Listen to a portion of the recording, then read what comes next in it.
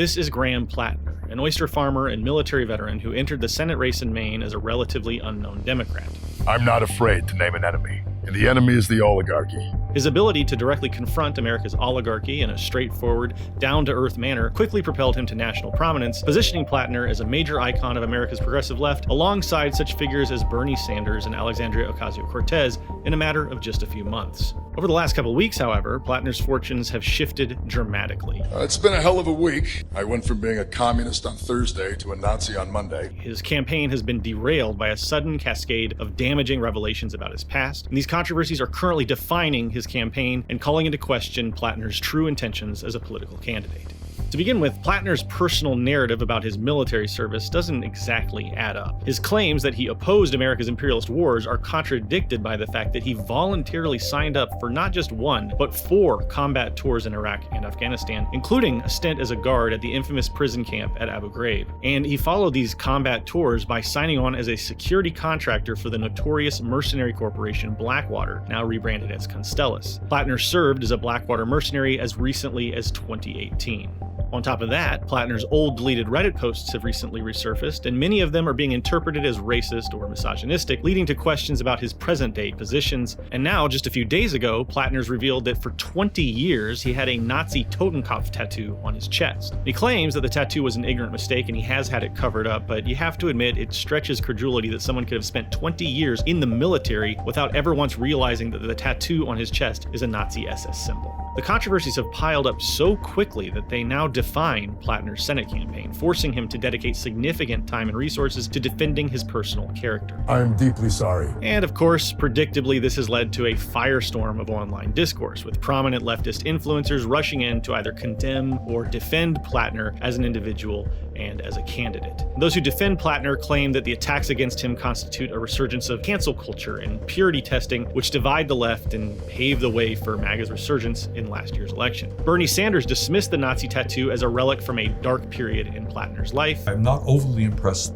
by a squad of media running around saying, "What do you think about the tattoo on Graham Platner's chest?" Emma Vigeland of The Majority Report tweeted out in defense of Platner, how many people get tattoos that they thought looked cool but didn't understand the meaning of? How many vets took mercenary work for a period because the US doesn't support them? How many young men have shitposted online? Do we want an authentic working class party or not?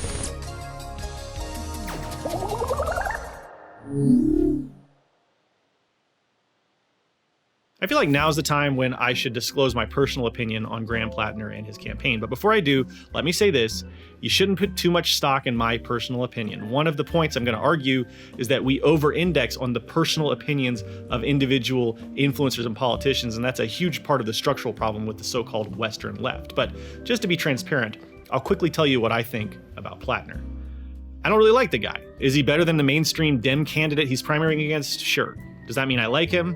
Nah. Does that mean you shouldn't vote for him? We'll get to that later. For now, I want to stress my personal feelings about Platner as an individual aren't that important. And again, the point of this video is not to attack or condemn Platner as an individual. The major problems which are holding back the left are not problems of individual moral failure. They are structural problems, systemic problems, institutional problems that make us overly reliant on individual personalities, and those are the problems that we as communists must focus on and tackle if we want to move history forward toward working class revolution. So right now, much of the discourse surrounding Platner's campaign has to do with his opponent. The question is Mills or Platner, and then which one is capable of beating Collins, and which one has the potential to be a much better senator. Former governor of Maine, Janet Mills, is the front runner in the DNC primary, and she's a major Zionist, and in that sense, it's certainly true that an anti-Zionist candidate would be preferable. But that begs the question, why must Graham Platner be that anti-Zionist candidate? How did he even become the candidate to begin with? Grappling with this question quickly gets to the bedrock bottom of the structural problems of American politics. The DNC is a bourgeois party. It exists to defend and advance the agenda of the capitalist ruling class. People between the ages of 18 and 29, not just Democrats, not just leftists, 51% of people between 18 and 29 no longer support the system of capitalism. And that's not me asking you to make a radical statement about capitalism, but I'm just telling you that my experience is that the younger generation is moving left. But I wonder if there's anywhere you feel that the Democrats could move farther left. Well, I thank you for your question. but I have to say we're capitalist, and that's just the way it is. It's just a fact. The DNC is a party that is controlled by the ruling class of capitalists, and there's no getting around that fact. Many democratic socialists seem to believe that the DNC can somehow be transformed into a working class party, and that this can be accomplished by running DemSoc candidates and Democrats or independents and then having them caucus with the DNC in Congress. This is a strategy known as Entryism, because it basically boils down to trying to enter another organization and then change it from within. And Entryism has been around for centuries. In the USA, socialists have been trying to shift the DNC into a working class party going back to the Great Depression. In 1934, Upton Sinclair ran for governor as a Democrat with the campaign platform of ending poverty in California, and the platform proved popular. There's no excuse for poverty in a state as rich as California. But the campaign failed. Frank Merriam carried the election with 1.1 million votes to Upton Sinclair's 900,000. And the DNC remained a bourgeois anti-communist party under the leadership of Franklin Delano Roosevelt through the remainder of the Depression.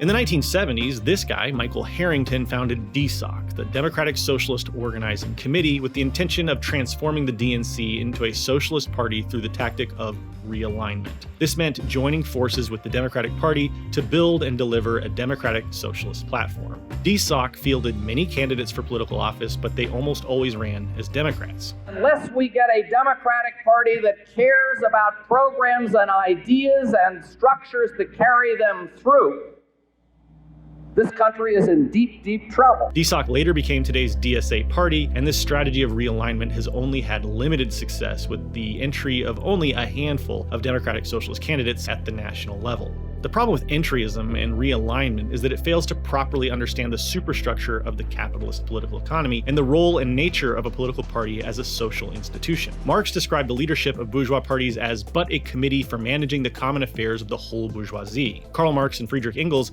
were adamant that workers must build up our own parties and develop our own leadership rather than be subjugated as entryist pressure groups trying to manipulate and modify bourgeois parties. As Marx wrote, even when there is no prospect of achieving their election, the workers must put up their own candidates to preserve their independence, to gauge their own strength, and to bring their revolutionary position and party standpoint to public attention. They must not be led astray by the empty phrases of the Democrats, who will maintain that the workers' candidates will split the Democratic Party and offer the forces of reaction the chance of victory. All such talk means in the final analysis that the proletariat is to be swindled. The progress which the proletarian party will make by operating independently in this way is infinitely more important than the disadvantages resulting from the presence of a few reactionaries in the representative body.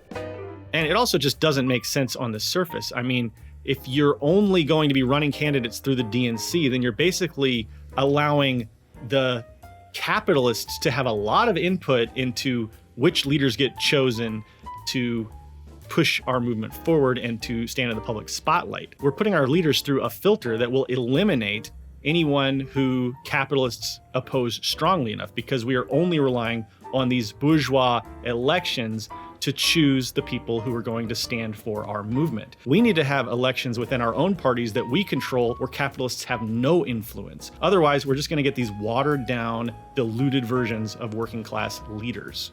So when Emma Vigeland asks the question, do we want an authentic working class party or not? The answer is resoundingly yes. But that working class party is not and can never be the DNC. Now, there are structural reasons that many Democratic Socialists argue for entryism into the Democratic Party. There are massive barriers which prevent independent and third-party candidates from becoming viable in national elections in the USA, and I don't deny that those hurdles seem insurmountable under our current conditions. It's just a fact that the DNC has a massive, overwhelming leg up when it comes to fielding candidates in federal elections. Third parties, independents are largely shut out, and it's unlikely that any communist party will be able to overcome those barriers in the near future. But that does not mean that we can shirk the work of building working class parties, which we control as workers. On the contrary, the fact that the bourgeois state is designed from the ground up to prevent workers from fielding candidates is precisely why we desperately need to build up our own revolutionary organizations.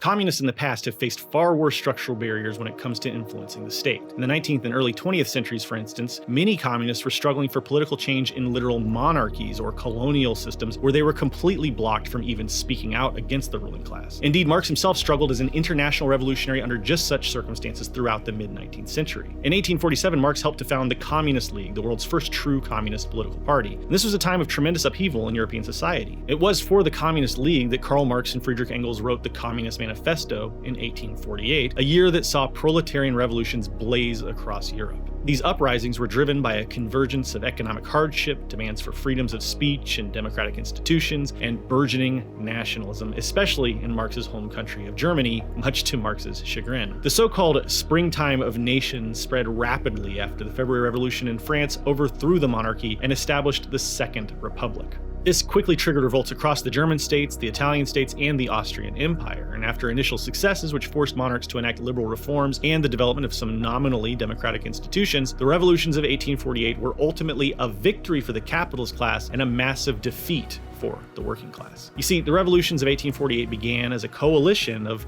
capitalist and working classes against the outdated authority of feudal monarchs and nobles. Once the capitalists secured their demands of liberal political rights such as constitutions and limited suffrage, they became terrified of the more radical demands of the workers and aligned themselves with the monarchies to restore order. The workers' more radical demands for social change and economic rights were seen as a direct threat to private property by the bourgeoisie, and this led the capitalists to betray the workers through violent suppression, most famously the June Days Uprising in Paris. By 1849, the remaining revolutions across Europe were extinguished. While limited constitutionalism did survive in some places, the pressing goals of the working class were never achieved. At the end of the day, the capitalists feared the prospect of a united revolutionary proletariat far more than they feared the feudal monarchies, and this made them very willing to form a conservative front which elevated the capitalists to a higher level of power, even if it only slightly diminished the authority of the kings of Europe. Thus, the revolutions of 1848 essentially cleared the way for the bourgeoisie to consolidate power through reaction rather than authentic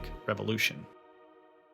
Karl Marx was an active participant in the revolutions of 1848. Today, most people think of Marx and Friedrich Engels as mere philosophers and writers, but both men put their lives and freedom on the line by actively organizing revolutionary activity in France and Germany and Belgium as leaders of the Communist League. It was during this time that Marx received a modest inheritance from his father, which he fully invested in a communist newspaper, the Neue Rheinische Zeitung. For his part, Friedrich Engels used his own wealth to purchase cases of rifle cartridges and weapons, as well as banned socialist literature, and he smuggled it into Germany. Marx and Engels risked their lives in these activities. Marx was constantly harassed by the police and brought to trial several times, and in the end, the King of Prussia dissolved the liberal parliament and packed it with his own reactionary supporters, and this led to Marx being exiled from Germany in May of 1849. With his wife expecting their fourth child, Marx and his family fled to London as political exiles. For Marx, the revolutions of 1848 were a stunning defeat. He came to fully realize that workers could not spontaneously rise up and take over the state in one fell swoop. Rather, material conditions for revolution would have to be patiently built up through long-term organizing, and this organizing would have to be done by the workers themselves. Only when objective conditions were properly established through proletarian organizing could revolution be undertaken with any chance of success. This demand for careful organizing and prolonged development of a communist party to lead the revolution made many of Marx's fellow working-class revolutionists impatient. One such man was Karl Schapper, a German communist who had struggled in various revolutions across Europe throughout his life. Schapper began his revolutionary career at the age of 20 when he was imprisoned for trying to overthrow the Frankfurt government as a student, but he managed to escape. He then struggled with various organizations using a variety of tactics and strategies over the ensuing decades. He participated in utopian revolution, nationalist youth movements, forming revolutionary secret societies, English Chartism, and finally his path led him to communism when he encountered Karl Marx around the time of the revolutions of 1848. Schapper passionately and desperately wanted his fellow Germans and all of Europe to be liberated from suffering and oppression, and after the uprisings of 1848 failed, Schapper found himself exiled to London along with Marx and Engels. He was eager to jump right back into the fray and began demanding that the Communist League move its headquarters out of exile in London and back to Cologne, Germany. He wanted to march right back to Germany and resume the revolution despite the fact that the Prussian monarchy had cemented itself into even more oppressive power, was even more suppressive of political activity than ever before. Marx and Engels understood that what Schapper wanted to do would be a fruitless failure that would unnecessarily risk the Communist League's very existence. Unfortunately, a large faction of the Communist League sided with Schapper. In a dramatic meeting of the Communist League, which took place on September 15, 1850, Marx and Schapper confronted one another. Marx proposed that a new district of the Communist League be established in London for Marx and his followers, offering to allow Schapper to take control of the Central Committee of the League and transfer it to Cologne. Marx hoped to keep the Communist League together as a political party, but Schapper refused, deciding instead to split his faction off into a separate party, the Communist Central Committee. Previously, about a decade before the revolutions of 1848, Schapper had worked with French revolutionist Auguste Blanqui to create a secret society with the intention of infiltrating and overtaking the French government. We now call this form of clandestine entryism Blanchism. Blanqui's secret revolution was a failure, but that didn't stop Schapper from resurrecting a Blanquist platform when he returned to Germany after splitting away from Marx and the Communist League. His attempts at building an insurrection in Germany ultimately failed, just as Marx had predicted. To his credit, Schapper was humbled by the experience, and he reconciled with Marx in 1856. From that point on, he became a loyal advocate of Marx's conception of communism, and for the rest of his life, Karl Schapper helped build toward revolution alongside Marx and Engels until he died from tuberculosis in 1870 at the age of 57. Now, what I love about this story is Schapper was not a bad guy. He was a passionate communist and revolutionary. He wanted to free his fellow workers, and he just wanted it faster than it could reasonably realistically be accomplished. He made mistakes, and he learned from those mistakes, and he had a redemption arc in the end. He learned the proper methodology of building a revolution from Marx and Engels, and he came around to see the light of the practice of revolution building. We can all learn a thing or two from Schapper. He is, in my opinion, a great hero, despite, or perhaps because of, his flaws. But what does any of this have to do with Graham Platner? Well, things may seem very different today in the USA than they were in Europe in the mid-19th century. Schapper was dealing with absolute monarchies, which precluded running candidates in elections altogether, and his response was to push for a hasty and ill-conceived insurrection without doing any of the prerequisite work of building and organizing. On the surface, that seems very different from the situation we have today in the USA, since we are allowed, for now at least, to openly criticize the government, and theoretically anyone can run for office. But what Karl Schapper of 1850 had in common with modern-day American leftists is his lack of revolutionary discipline. Marx warned Schapper that the conditions for revolution had not been met, but he blundered forward anyway, recklessly. He lacked an understanding of development processes, and he just wanted things to happen more quickly than they could happen. Marx called this a failing of subjective will. Basically, Schapper believed that the revolutionaries of Germany could successfully overthrow the King of Prussia through sheer force of will. What is it that I always said? If you can dream it, you can do it. Exactly. He wasn't concerned with the material conditions, with the objective conditions, the political economy, or the amount of organizing that had been done by his fellow communists. He just thought, mind over matter, we can force our way through sheer force of will. And that proved to be his downfall. That's why he failed in his adventure in Germany. As Marx said directly to Schapper in that fateful meeting in 1850, the materialist standpoint of the manifesto has given way to idealism. The revolution is seen not as the product of realities of the situation, but as the result of an effort of will. Whereas we say to the workers, you have 15, 20, 50 years of civil war to go through in order to alter the situation and to train yourselves for the exercise of power, it is said, we must take power at once, or else we may as well take to our beds. American leftists today, who put all their faith and hope in individual electoral candidates like Graham Platner and Bernie Sanders and Zoran Mamdani for that matter, are suffering the same fundamental flaw of idealism. It's just manifesting differently today in a bourgeois democracy than it did 175 years ago in monarchist Europe. Schapper unfortunately abandoned the tedious but necessary work of building a political party and a workers' movement that suited the material conditions of his day so that he could rush forward and enact foolhardy and adventurous insurrections that were premature and doomed to failure. American leftists today want to abandon the tedious but necessary work of building a political party and a workers' movement that suits our current material conditions so that they can instead pour all their energy and resources into backing flawed liberal candidates with a lack of any sort of organized party or platform or framework for revolution whatsoever. I mean, think about it. Graham Platner isn't even a self-described socialist or a democratic socialist. He's not even a member of the DSA. He's raw-dogging the DNC. He's a bare metal Democrat who has expressed some populist opinions about the oligarchy and Zionism that sound pretty good on paper, but his platform is not the result of proletarian movement building. He doesn't answer to the people or a workers' party. He's just another bourgeois candidate. Bourgeois candidates are very different from proletarian leaders on an objective basis and in terms of function. Bourgeois candidates are beholden above all else to funding. They answer to their donors first and foremost, and bourgeois parties select candidates based on optics and electability. Platner is accountable to essentially nobody, and his platform is rooted in nothing more than his own subjective opinions and personality. He's shooting from the hip, he's running on vibes, and his rise to political stardom has more to do with celebrity than political movement building. The same can be said, by the way, for Bernie Sanders, AOC, and every other member of the so-called squad. These politicians are all products of bourgeois individualist ideology, which states, vote for the individual you think has the best personality and personal opinions. Vote for the person you vibe with as an individual. Political scientists have identified three main factors that influence how a person will vote. These are party loyalty, the issues involved in an election, and characteristics of the candidates running for office. This kind of individualist electoralism serves as a facade for the systemic, class-based politics which truly govern the DNC beneath the surface. Democratic candidates are tasked with telling workers what we want to hear while truly serving the capitalist ruling class, and that's just the nature of the beast that is the DNC. It's a bourgeois party with a vague and ill-defined bourgeois platform that objectively exists to serve the capitalist oligarchy. Revolutionary leadership, on the other hand, the sort of movement building that Karl Marx tried to convince Schapper to participate in way back in 1850, looks very different. A revolutionary communist movement builds its platform on a strong foundation of proletarian ownership, democratically defined ideological positions, and disciplined cadre building. As communists, we must seek to circumvent individualist personality-driven politics in favor of a coherent platform that is conceived of by workers and for workers. When we pick our leaders through bourgeois state elections, we are giving a lot of people who aren't workers a lot of input and sway in who gets chosen to lead us. That is a major flaw of this entryist strategy. We aren't really getting leaders that we choose through our own methods. We aren't getting leaders that we develop to suit the ideologies that we democratically agree to sign on to. We are getting leaders who are good at winning bourgeois elections. And guess who gets to set up the criteria for who wins bourgeois elections?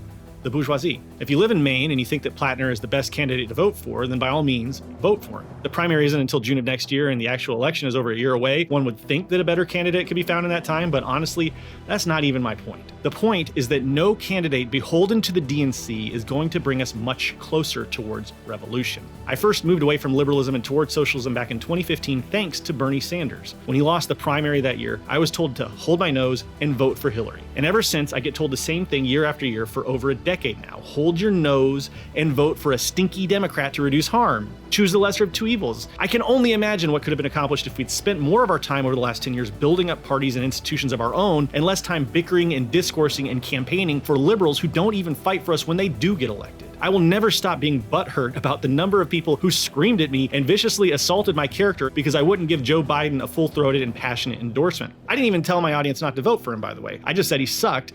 But what can Biden say? What can Biden say? He's the racist. You just don't know. Here's the deal. I know a lot more. I'm not a racist. You're the racist. So weak. And then he got elected, and yeah, he sucked. These people suck. They're not on our side. So sure, go ahead, hold your nose and vote for the Democrat if that's the best choice in an ongoing or upcoming election. But for frick's sake, there's so much more we could all be doing that goes way beyond bourgeois electoralism, but those better opportunities will only really present themselves as we accomplish the work of building and organizing and developing cadres and educating ourselves and our fellow workers and practicing revolutionary movement building in the real world. The DNC is a bourgeois party that has existed for many, many decades explicitly as a social institution of the ruling class. The Democrats are guided and driven primarily by funding from wealthy capitalist donors, and we aren't going to be able to change that. The DSA has been trying to realign the DNC since 1973, over half a century, and that strategy has had practically no impact on the essential nature of the Democratic Party. If anything, the DNC has drifted farther and farther towards the right over the years, doubling down on neoliberalism and anti-communism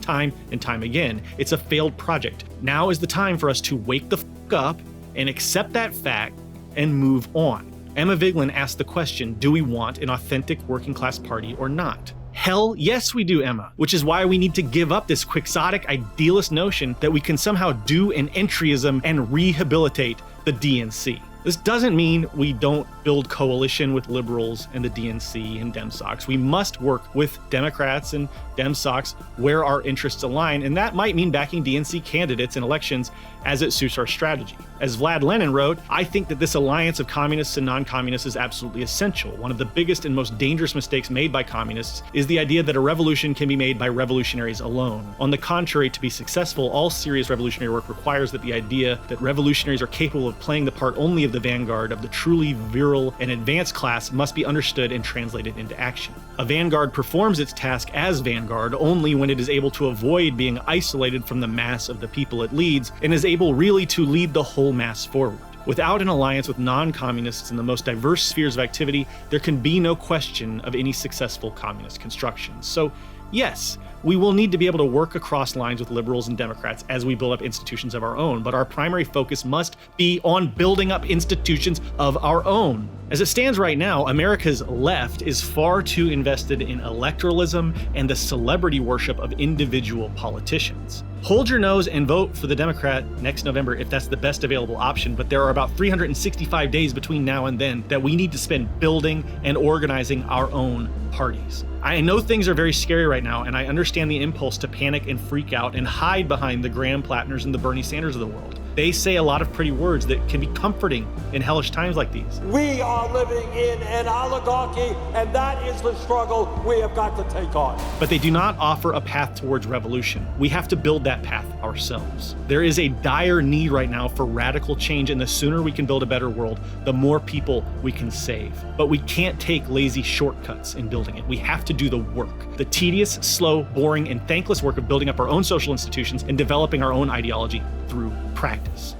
So if you're not already a member of a communist party or some sort of revolutionary organization, go out and find one today and start doing the work. If you need help with that, feel free to get in contact with us. We can't tell you exactly which org you should join. That's going to vary from place to place and your personal situation, but we can help get you started. And if you want to learn more about the communist formula for revolution, I highly recommend that you check out our curriculum on dialectical and historical materialism. You can get the book in print if you'd like, but the ebooks are free at banyanhouse.org/shop. Right now, Luna is hard at work on part 3 of the curriculum, and it's going to take her quite some time, so that leaves me with some free time to start working on a side project. So I'm going to take some translations that Luna's already done on works by Ho Chi Minh and other Vietnamese communists that we think are going to make a nice little kind of handbook for revolutionary organizing. And just like with the curriculum, we're going to make those ebooks available for free. So if you'd like to be informed when that comes out, or maybe donate and support that work, you can go to banyanhouse.org/revolutionary guide, where you can sign up and chip in. For now, I'm EJ. This is NonCompete. Thank you for watching. Now get out there and start building. Is that okay?